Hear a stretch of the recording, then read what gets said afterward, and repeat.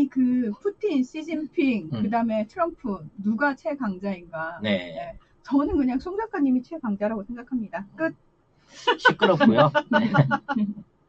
사실 이 세 사람이 이 전 세계 글로벌 그 경제와 정치, 외교를 다 주물럭거리고 있는 사람 맞잖아. 네. 실제 나머지 이제 다른 나라의 지도자들 중에 겨우 이제 같은 명함을 보여줄 수 있는 우리 문재인 대통령 같은 존경받는 부분, 도덕성 안에서 최고로 인정받는 부분이지만 이거를 제외한 일상적인 이제 국력이라든지 뭐 정치력 외교라고 했을 때 이 나라들이 세계를 다 주물럭주물럭 하고 있는 건 맞아요. 근데 이 사람들의 어떤 그 앞으로 집권 가능성, 권력 장악력을 봤을 때 네. 그냥 어떤 사람이 유력하고 그 유력한 배경이 무엇냐라는 부분을 좀 우리가 이해를 해야 된다는 거지. 난 이 세 사람의 공통점이 뭐냐면 재계하고 연관이 깊은 사람이다. 결과적으로 부자들이다. 부자들이죠. 네. 이 부자의 권력들, 그러니까 부의 권력을 얼마만큼 가지고 있느냐에 따라서 이 사람들의 권력과 앞으로 권력의 연장과 또 가지고 있는 힘의 균형이 더 커질 거라고 봐지는 거예요. 그러한 면에서 사실 제일 거지고 제일 고용이 불안정한 사람은 트럼프입니다. 네. 제일 쓰잘데기 없는 네. 인간이에요. 네. 겨우 이제 보장받은 임기가 4년, 앞으로 이제 재선에 성공하면 4년인데 4년도 아쉬워 사실. 그렇기 때문에 이 4년을 알차게 쓰기 위해서 지금 계획은 다 세워놨는데 이 지금 코로나 위기 때문에 사실 이게 재선이 된다고를 이게 장담할 수 없는 상황에 와버렸어요. 11월까지 뭐 20만 죽는 거는 괜찮아요 하고 먼저 후렸지만 한 100만 죽는다면 어떻게 될까요, 미국 안에서? 쉽지 않겠죠, 그건 재선에. 네, 재선 쉽지 않습니다. 그렇죠. 빨간불 네. 들어오겠죠. 그리고 딱 이 재선 실패하게 되면요, 트럼프가 그동안 벌려놨던 사업들이 정리가 안 돼서 트럼프의 부의 기반이 완전히 무너지게 될 겁니다. 네, 여러분들 트럼프 재산 어느 정도라고 알고 계세요? 일상적으로. 트럼프 빌딩. 뭐 이거 포함해가지고 한 30억 달러 전후로 이제 대충 생각을 합니다. 우리로 따지면 3, 4조 원. 푼돈이지, 푼돈. 송 작가도 10조 재벌인데, 트럼프가 공식적으로 갖고 있는 재산이 한 3, 4조 원 정도밖에 안 돼요. 트럼프가 갖고 있는 재산은, 공직자 재산 신고한 재산이고, 좀 더 큰 재산은 뭐냐면, 이방카와, 딸이죠. 딸하고 사위가, 공무원 신분임에도 불구하고 운영하고 있는 트럼프 코어퍼레이션이라고 하는 정체불명의 종합상사에 있습니다.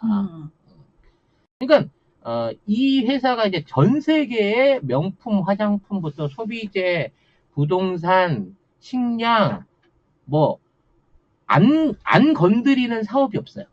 직접적으로 소유는 안 하지만 이거를 중개해가지고 하고 있는 사업들이 어마어마하게 크기 때문에 사실상의 트럼프의 재산은 이 트럼프 코퍼레이션인데 이거는 트럼프가 권력을 유지했을 때만 가능한 재산이에요. 유지하면은 시너지가 확 생기는. 옛날 때는 상사가 사실 제일 돈을 많이 끌어모은다고 그러잖아요. 무슨 상사? 무역상사. 무역상사. 그렇지. 상인. 상도가 이걸 다 끌어들이는 거예요.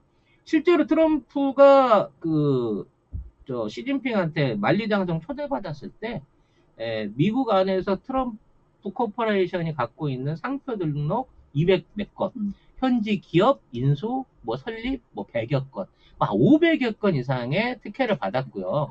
아베 만났을 때도 아빠는 골프 치고 있을 때 딸내미는 중요 기업 관계자들 만들어가지고 전부 다 MOU 맺고 계약하고 그렇죠. 네, 돈지를 다 긁어먹은 거예요. 그렇죠. 퇴임 이후 정말 알차게 준비하고 있는 상황이 딸딸딸 긁어먹고 있었단 말이지. 근데 이거가 시료를 보려면 정권 연장이 돼야 되는데 재선에 성공을 해야죠.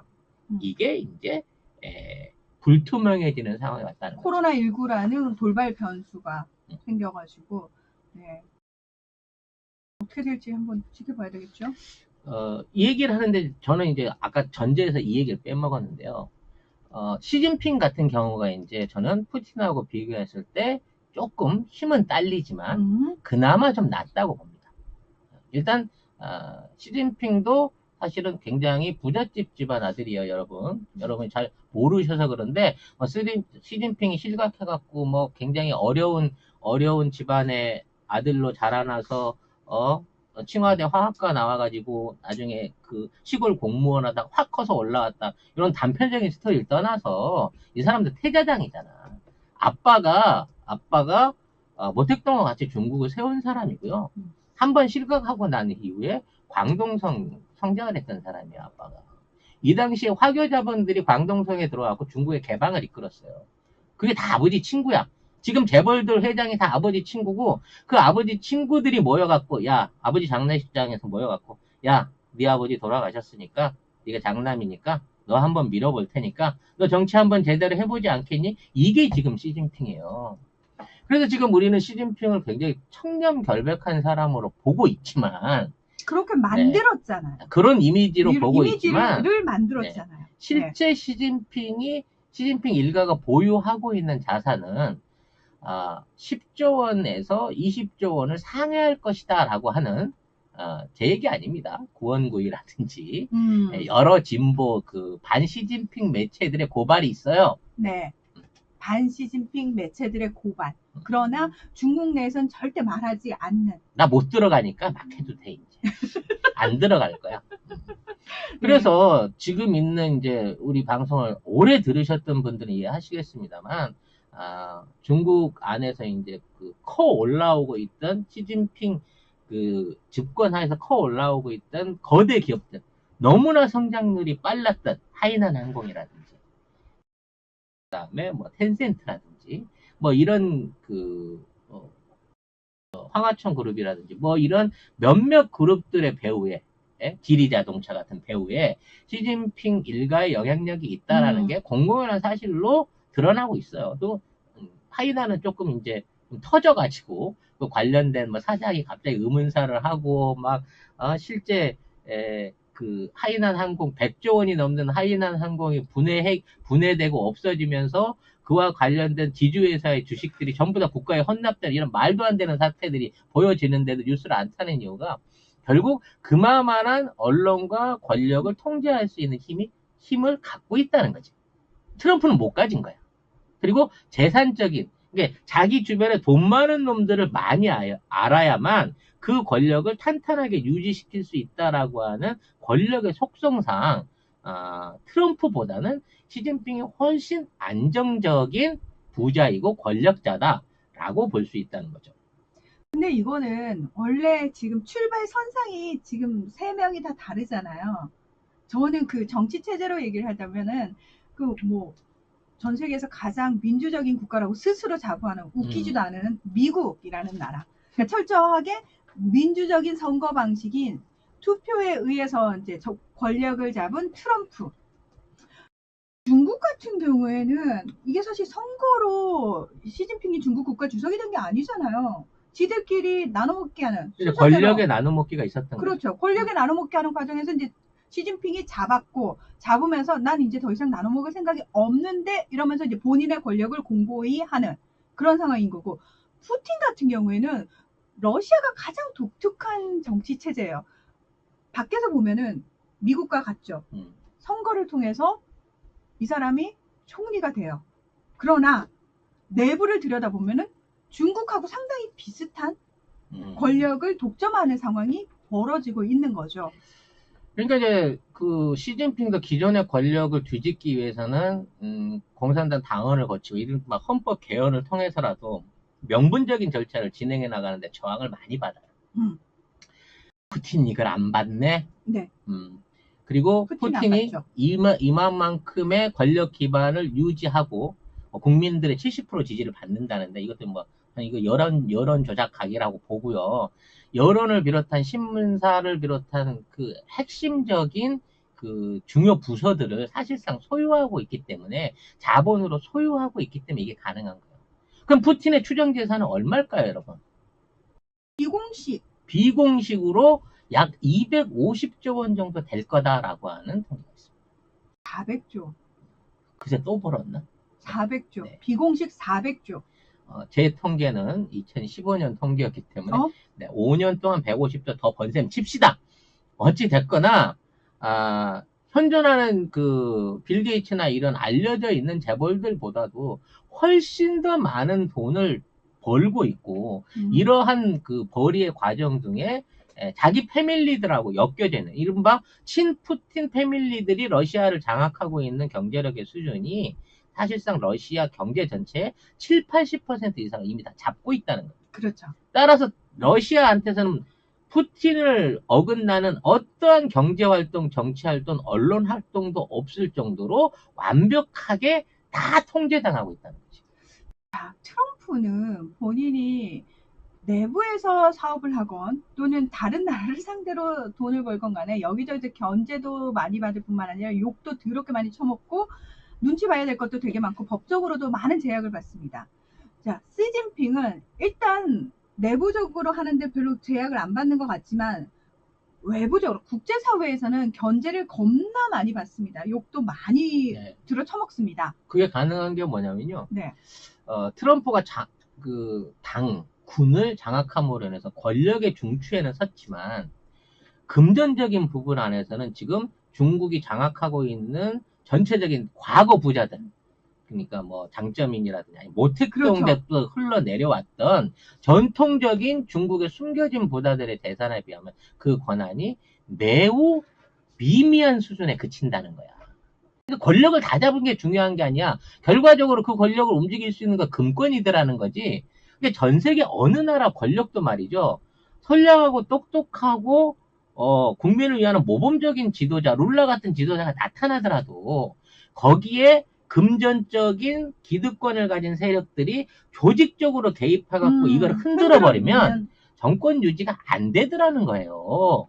그래서 저는 진짜 정말 좀 답답한 부분이 뭐냐면 문재인 대통령이 왜 이재용 부회장하고 같이 사진이 찍히냐고 자꾸 문재인도 똑같다, 친기업적이다라고 얘기를 하는데 저기요. 문재인 대통령은 노동자들만의 대통령이 아니잖아요. 그럼요. 그 모든 국민의 대통령이자 누구랑 사진 찍는 게 왜 문제야? 이재용이랑 찍으면 욕먹어야 돼? 이재용이랑 나랑 찍으면 칭찬받아야 되고? 그러니까 싸워야 되는 존재가 대통령이 아니고 우리 편은 무조건 이재용이랑 싸워야 되는 게 아니라니까. 그 되게 이원론적으로 보면서 문재인도 똑같은데 그러면서 노무현 대통령 욕할 때도 굉장히 반노동적이었다라고 얘기를 하잖아요. 근데 도대체 그러면은 우리가 뽑았다고 그럼 우리만을 위한 정책을 해달라고 얘기하는 게 올바를까? 아니요. 그러니까 우리나라, 대한민국 전체 그리고 우리 국민 전체를 위한 대통령이 돼야 되는 게 맞는 거예요. 심지어는 민주당이나 미통당이나 뭐 이런 당들의 사람들마저도 국민이고 협조해야 될 세력을 포용할 수 있는 대통령이기 때문에 우리 문재인 대통령이 대단한 거고요. 우리나라를 왜 그동안 삼성공화국이라고 불렀습니까? 삼성이 가지고 있는 삼성전자라고 하는 엄청난 대기업들이 만들어낸 그 금전의 쓰나미 안에 학계부터 언론계, 뭐 정계, 모든 사람들이 다 감시받고 연결되고 유착하고 관리돼 있다 보니까 어떠한 정책도 삼성의 뜻에 거슬르는 정책을 못하게 될 정도로 우리가 금권에 지배받던 그런 국가였단 말이야. 심지어 박근혜 때까지만 해도 그렇죠. 삼성의 권한은 그랬어요. 맞습니다. 뭐 갑자기 제가 좀 오버하는 것 같지만 왜 최순실이가 드러나고 박근혜가 탄핵됐겠습니까? 삼성하고 대립각을 이루는 바람에 최순실과 이재용이 삼성물산 통합에 관련한 일종의 대가를 주고 거기에 대한 대가를 후불로 주고받는 과정에서 생긴 알력 때문에 생겼다고 저는 개인적으로 생각해요. 제 뇌피셜이지만 결국은 삼성이 박근혜 정권도 무너뜨려 버릴 정도로 막강한 영향력을 끼쳤다고 저는 생각을 합니다. 그렇기 때문에 이 금권에 좌지우지되는 국가에는 미래가 없어요. 우파만 집권하게 되고 이명박 같은 대통령이 계속해서 해전할 수밖에 없는 구조를 가지고 있습니다. 이러한 위험성에서 진짜 시민혁명에 의한 촛불혁명에 의한 문재인 대통령의 등극이 가능했기 때문에 우리가 지금의 기적을 한 2년 만에 대한민국의 기적을 세계에다 자랑하고 있는 거예요. 현실이 그렇기 때문에 일단 그 현실을 정확하게 안 다음에 그 다음은 이제 해결 방법이잖아요. 그렇죠. 해결책을 우리가 쓸 때 왜 일단 감정이 앞서서 그래서 저것들 다 무너뜨려 버려, 다 쳐버려. 이거는 해결 방법이 아니라는 거예요. 지혜롭고 현명하고 장기적으로 뒤탈이 없을 법한 그러나 법과 원칙에 맞게 절차에 맞게 시간이 걸리더라도 문재인 대통령의 방식이 그거예요. 그러니까 저는 사실은 그게 맞다고 생각해요. 우리가 왜 인간관계를 할 때도 내 감정은 당장 이 사람 앞에 면전에 대고 욕을 해주고 싶지만 그 욕을 했을 때 그 이후 후폭풍을 생각해 보면은 욕한다고 순간 내 속이 시원해지긴 하지만 이후 상황은 더 걷잡을 수 없는 네거티브한 상황을 우리가 만드는 거잖아요. 그랬을 때 사람들이 그래 한번 꾹 욕을 참고 대신에 이 사람과 어떻게 이 문제를 해결해야지 뒤탈도 없을 뿐만 아니라 좀 더 나은 결과가 나올 수 있을까를 생각을 하고 우리가 행동을 하잖아요. 그러니까 여러분도 여러분 주변에 감정적으로만 행동하는 사람이 있으면 되게 불편하고 싫지 않으세요? 저 사람이랑은 뭐 말도 못하겠어. 왜냐면 항상 감정적으로만 대응하니까 라는 생각이 들어서 일단 그 사람은 피하고 보잖아요. 똑같은 거예요. 그래서 저는 문재인 대통령이 하는 방식이 맞다고 생각을 해요. 그래서 어떤 사이다 또는 감정적인 시원함, 당장의 어떤 응어리 뭐 이것만을 생각하는 사람한테는 조금 성에 안 찰 수도 있고 불만일 수도 있다라고 생각을 하지만 저는 그렇게 당장 대통령이 그걸 해준다고 해서 뭐가 달라지는 거죠. 안 달라진다는 거죠. 더 좋지 않은 결과가 온다라면 한 나라의 대통령이라면 국민들을 위해서 대한민국 전체를 위해서 더 좋은 게 무엇인가를 항상 염두에 두고 행동하는 게 맞다. 그래서 저는 문재인 대통령이 사실은 그분이 하는 행동들이 저는 웬만해선 다 이해가 되더라고요. 조금만 더디게 왔다고 생각하지만 잠깐 뒤돌아보면요. 지난 2년 동안 굉장히 많이 왔어요. 사실. 다른 정권에서는 상상도 할 수 없는 변화들을 만들어냈고 그 발자국들을 남겼습니다. 그 발자국을 따라서 우리 국민과 깨어있는 시민들과 세계의 시민들과 세계의 지도자들이 따라오고 있잖아요. 맞아요. 저는 앞으로 남은 임기 절반도 그렇게 잘 해나가실 걸로 봅니다. 네. 자, 그러면 결론을 내려봅시다. 제일 찌질인 트럼프, 다음이 시진핑. 그리고 푸틴이 짱 중에 짱, 아주 지구촌의 최고. 막짱이야. 근데 예, 이 원인이 뭐라고?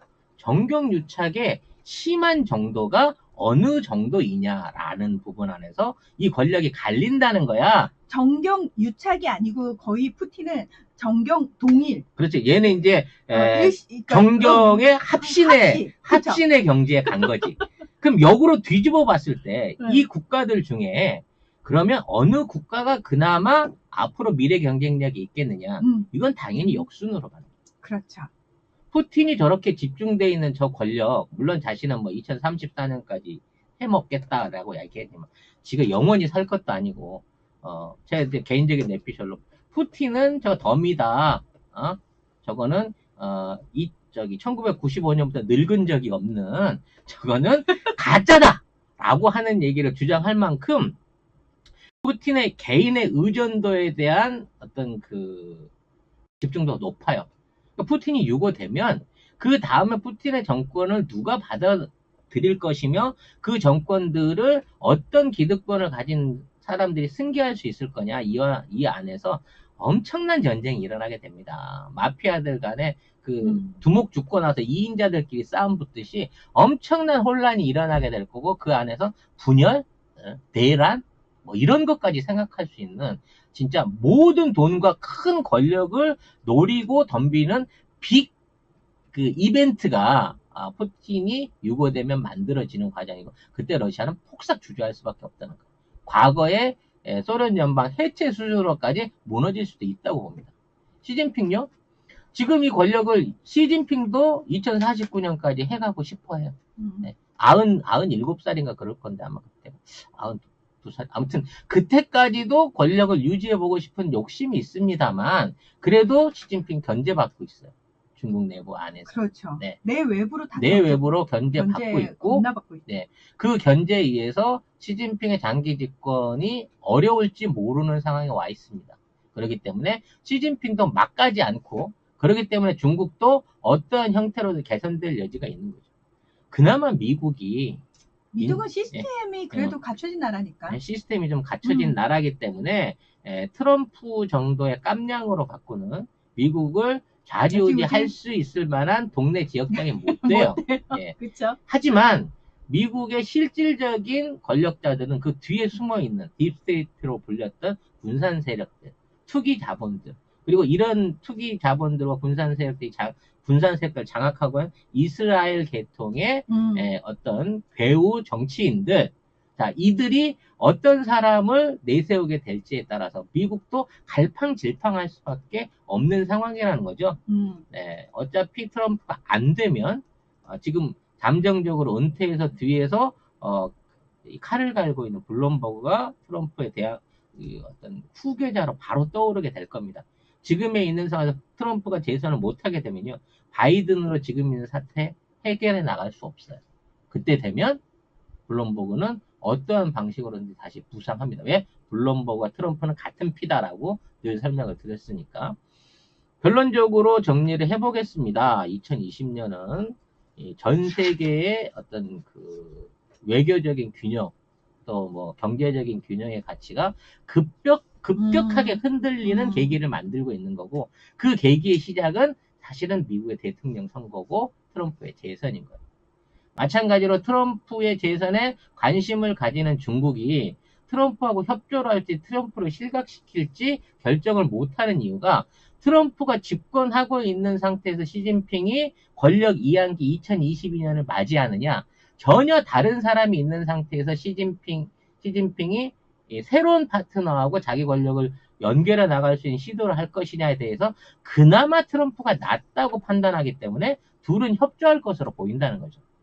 그 와중에 푸틴은 나는 아무 상관없어. 그렇죠. 난 개헌해서 2030년대까지 나는 앞으로 12년을 더 해먹을 수 있는 준비를 다 갖췄으니까 2024년부터 12년입니다. 그러니까 2036년까지 해먹을 그렇죠. 수 있는 헌법 개정을 비롯한 다 했어요. 모든 개정을 다 해놨으니까 다 했어요.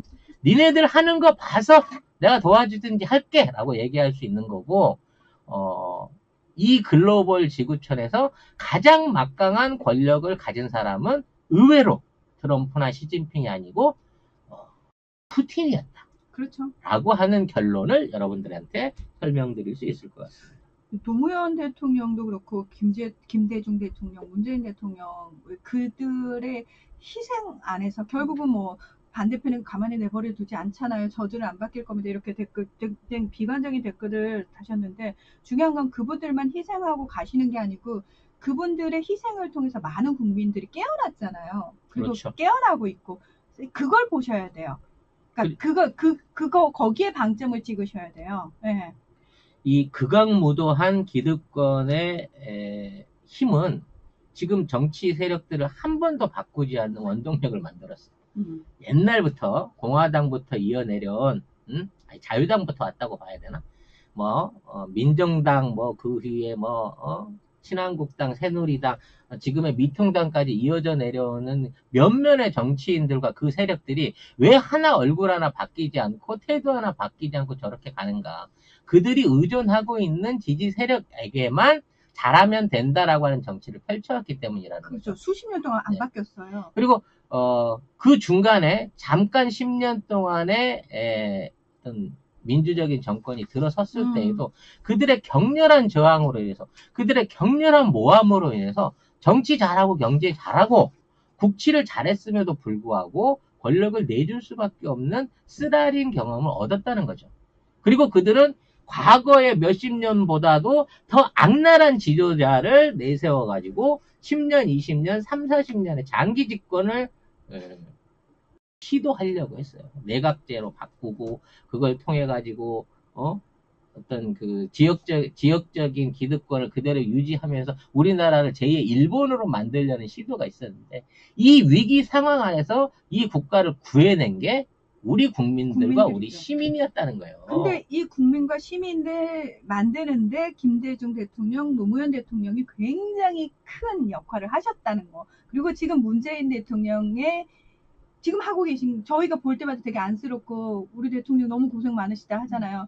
근데 그 사이에 정말 많은 국민들이 그분의 힘으로 깨어나고 있고 그분의 영향으로 많은 사람들이 달라지고 있다라는 게 저는 희망이라고 생각을 하고, 당연히 늘 말씀드립니다만 저쪽 30%는 천지가 개벽을 해도 지랄 발광을 계속할 겁니다.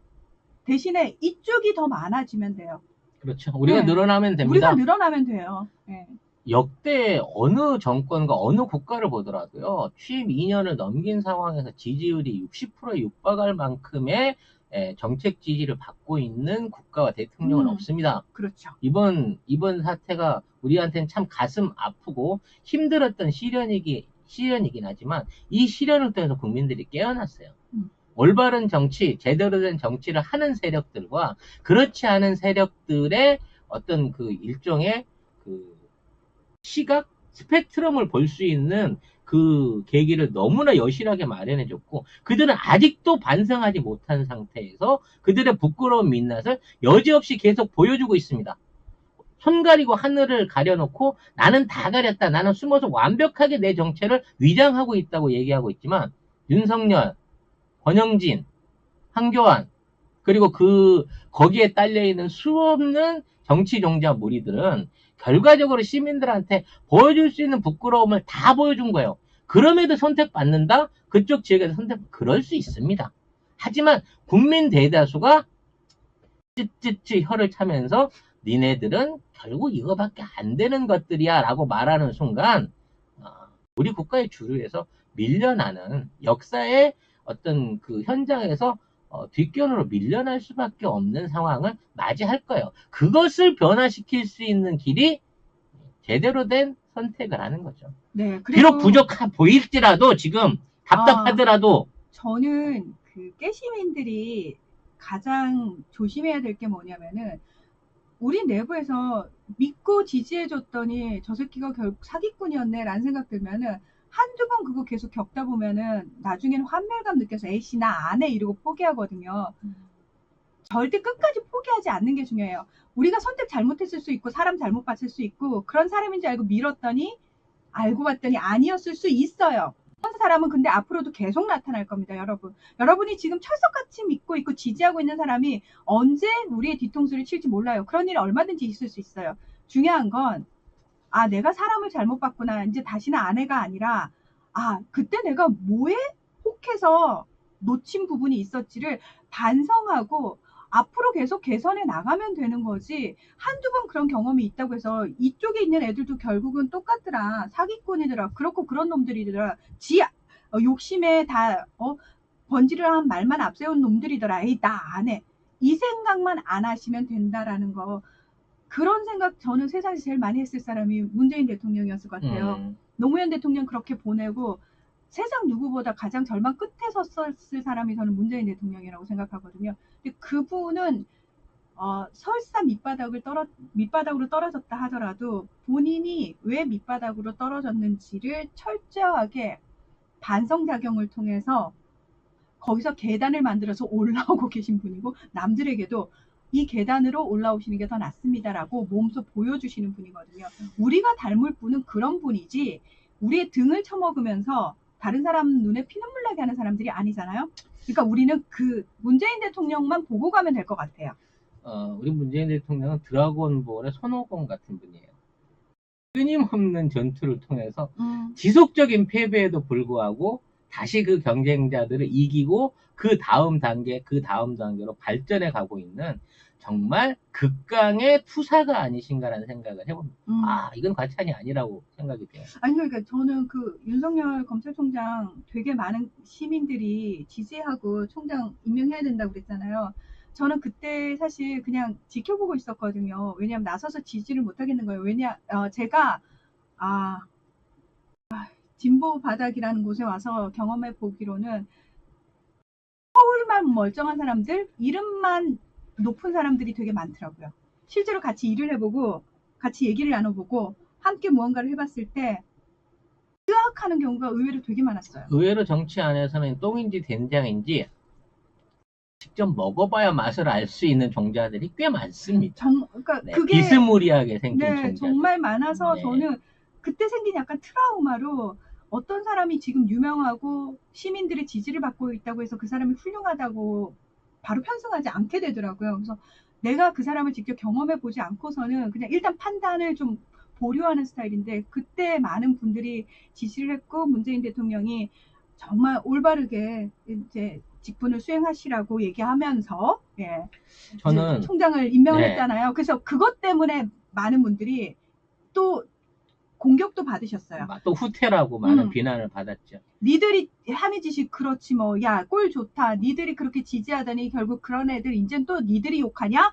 저쪽에서 그런 식으로 굉장히 많이 공격하잖아요. 그러니까 그거에 대해서 여러분 위축되거나 힘들어하거나 속상해하실 필요 없다는 거예요. 그럴 수 있었고, 그리고 그러면 문재인 대통령, 아니 설사 시민들이 그렇게 주장을 했었어도 문재인 대통령은 뭔가 들은 얘기가 있고 뭔가 본 게 있었을 거 아니에요. 대통령은 왜 임명했대요? 라고 또 하시는 분들이 있어요. 자, 우리가 문재인 대통령으로 빙의를 잠깐 해봅시다. 내가 사실 이 사람에 대해서 무언가 판단을 내리고 있어도 대다수 시민들이 지금 이 사람에 대해서 어떤 공통적인 의견을 내고 있어요. 그러면 문재인 대통령 성향은 어떤 성향이냐면 본인의 판단으로 끌고 가지 않습니다. 여러분의 판단이 위험해 보이고 잘못됐을 수 있지만 그걸 예를 들어서 잘못됐습니다 라고 지금 내가 반대를 하는 건 더 큰 부작용을 불러올 수 있다는 걸 너무 충분히 아시기 때문에, 그리고 문재인 대통령은 어떤 선입견이라든지 이런 부분을 안 가지려고 되게 노력하시는 분 같아요. 그래서 윤석열이라는 사람을 딱 낙인 찍어놓고 얘는 해봤자 안 될 텐데라는 생각 안 하셨을 겁니다. 아마 기회를 주신 거지? 네, 최대한 믿어보고 이 사람에게 기회를 주셨어요. 그런 차원에서 임명을 하신 거였습니다. 정말 윤 총장이 현명하고 뛰어난 사람이었으면 문재인 대통령의 그 마음을 100% 받았을 겁니다. 그러나 윤 총장은 겨우 그 정도 그릇밖에 안 되는 사람이었고 자기 본성이 그거 그대로 그냥 드러난 사람이었다. 그러면 그 사이에서 우리 문 대통령에게 조금 부담을 안긴 깨시민들은 미안하죠. 죄송하죠. 자, 그렇다고 해서 그러면 우리 서로 욕할까요? 아니요. 잘못 볼 수 있어요. 앞으로 그런 일 얼마든지 있을 수 있습니다. 그러나 그 빈도를 줄이기 위해서 노력하려는 모습, 저는 그것 자체가 사실 되게 중요하고 우리가 지금 그 자세를 굉장히 집중해야 된다고 생각을 합니다.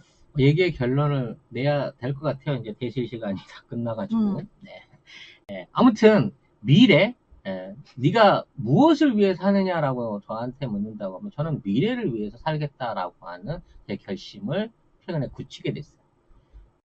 미래 한국당에 빼앗겨 버린 저 미래를 되찾아와야 된다고 봅니다. 여러분은 이 시대만 살고 말 겁니까? 이 정권만 살고 말 건가요?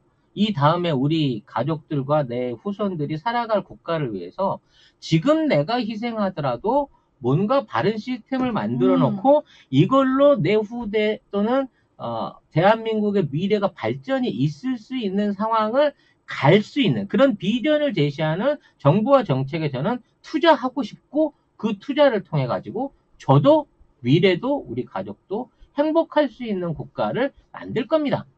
저들은 미래가 없어요. 과거의 회기로 돌아갈 뿐이고 저들의 기득권을 지키기 위해서 정치하거나 퇴보하기를 스스로 선택한 집단입니다.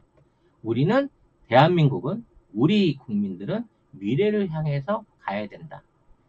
하지만 미래를 찍어서는 안 된다 라는 생각을 해보게 되네요. 그래서 스웨덴 국민들하고 다르다니까요. 기본소득이 주어져도 아마 찾아가지고 열심히 일할 사람들이 대한민국 사람들이야. 아마 그 기본소득을 굴려가지고 엄청나게 자산을 불려서 내가 이번에 기본소득 100만 원 들어오면 일단 증권에 50만 원 넣고 어디다 뭐 하고 막 다 짱구 돌리고 계시지 돈이 않을까? 들어오잖아. 그러면 일단 이거는 킵해놓고 일은 일대로 해서 내가 돈도 벌어야 돼. 그렇지. 지금 대다수 국민들은 그런 생각을. 내가 그 돈 갖고 어디를 가서 뭐 여행을 가서 이제 개운하게 어디 리조트 가서 한번 쉬고 이런 생각 한 명도 없어.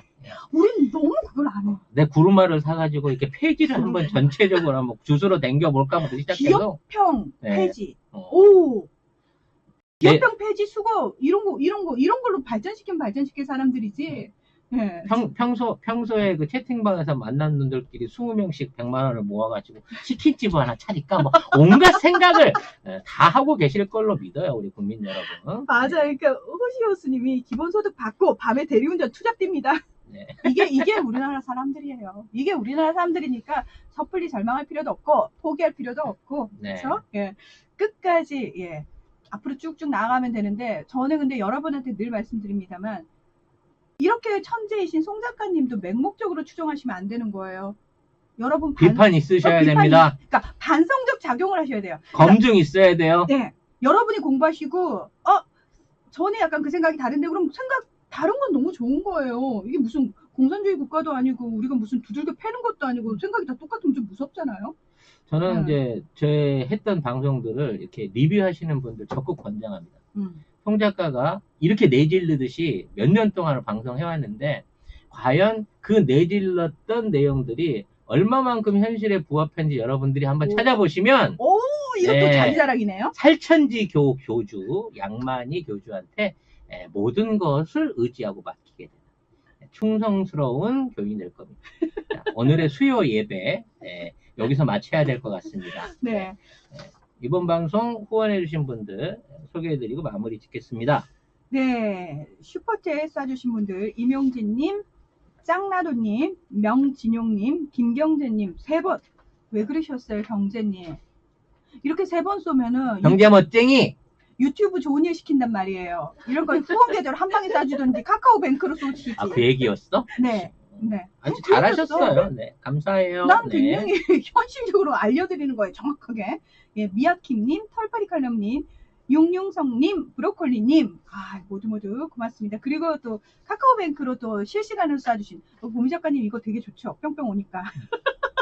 예, 계속 휴대폰이 울려대는 걸 너무 좋아하세요. 예, 감사님, 박행선님, 음료수라도님, 4월 구독녀님, 요아제님이 유튜브 닉네임이라고 하셨는데, 이렇게 본인 나름대로 그게 있는 거예요. 그러니까 루틴이 있는 거예요. 내가 일단 한 달 쫙 들어. 오케이. 내가 그래도 너무 양심 없는 사람 아니야. 한 달에 한 번은 내가 한다. 감사합니다. 네. 네. 이일남님, 그리고 미키7165님, 김대성님, 고맙습니다. 네.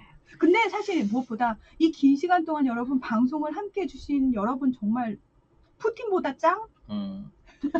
여러분들의 어떤 청취 부담을 줄이기 위해서 제가 이제 생방송이 끝나고 나면 방송을 내릴 겁니다. 비공개로 해놓고 쪼개가지고 다시 할 거예요. 그러니까 생방송은 생방송 시간에밖에 들을 수가 없다는 점. 네, 앞으로 정책을 그렇게 하기로 했습니다. 왜요? 다 노딱이라. 왜 자꾸 노딱이에요? 라이브 8시간이 다 노딱이라 어쩔 수 없이 일부라도 방송을 살려보기 위해서 쪼개의 미학, 나눔의 미학을 실천하기로 했다는 부분 여러분들 이해 부탁드리겠습니다. 자, 그러면 오늘 방송 여기서 마무리 하시는 거예요? 네, 마무리 해야 되는데 어떻게 끝낼지를 모르겠네요. 아니, 일본 얘기 왜 안 해줘요? 죄송합니다. 일본은 또 밀렸어요. 일본은 뭐 어차피 다 망한 나라인데 더 이상 욕해봐야 소용이 없을 것 같은데 네. 진짜 너무 할 얘기가 많으네요. 네. 무려 5시간이 넘는 방송을 연속으로 진행했음에도 아직도 갈증을 느끼시고 아직도 못 전해드린 정보가 있다는 거. 네, 안 됩니다. 그냥 스튜디오 하나를 만들어서 그냥 매일 방송을 하시려면은 얼마면 돼? 문 하나가 꽂아주려고? 얼마면 되냐고. 네. 이렇게 방송을 열심히 해서 언젠가 우리도 조그마한 둥지 대실 걱정 없이 마음껏 여러분과 방송 즐길 수 있는 조그마한 둥지 하나 만드는 날까지 여러분과 진짜 궁금하대잖아. 얼마면 되냐고요. 아니 그걸 어떻게 실명가로 이렇게 얘기를 하겠어요? 2억? 2천? 2천? 그 정도는 있어야 차릴걸? 2천? 여러분 2천만 원. 뭐 어쩌라고? 한 번에 꽂으라고? 이 양반 무서운 사람이네 이거. 아니 그게 아니고 그냥 얼마만 되냐? 2천만 원이요. 예. 네. 아닙니다. 여러분한테 내란 얘기 아니고요. 네. 저희가 부지런히 노력해서 그것밖에 안 되냐고. 시끄러. 줄 것도 아니면서. 제이씨님 그것밖에 안 돼요? 얼마면 돼? 네. 2천만 원. 그날이 올 때까지 최선을 다해서 방송에 매진하도록 하겠습니다. K님 그거면 돼요. 그러면 돼. 왜 K님 뭐 붙들고 늘어져 부담스럽게. 그거면 돼요라고 해서 그거면 돼요. 그러다 방송 끊긴다. 네. 얼마나 줄 수 있는데요? 네. 나 돈 필요해요. 네.